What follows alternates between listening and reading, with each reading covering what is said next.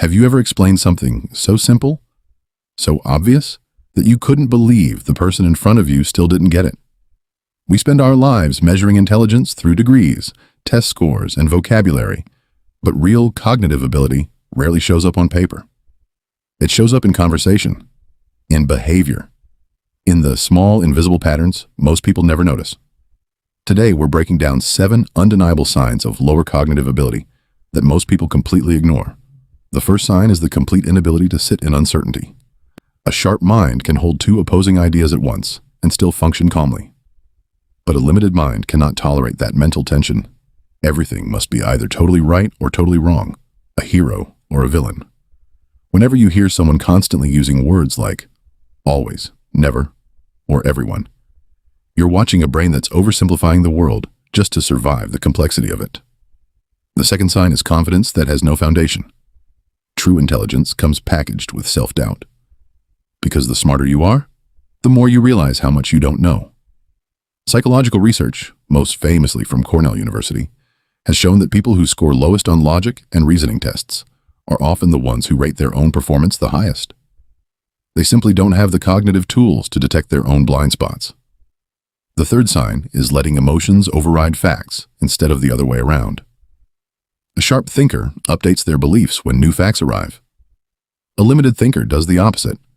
If a fact makes them uncomfortable, they simply decide it isn't true. Their entire worldview is built on emotional comfort, not evidence. If you've already noticed these patterns in people around you, type yes in the comments right now. That single action quietly reinforces your own critical thinking, and you'll be surprised how many people relate. The fourth sign is trying to win arguments through volume instead of logic. When someone lacks a real counter-argument, they default to repeating themselves louder. To them, conversation isn't a bridge.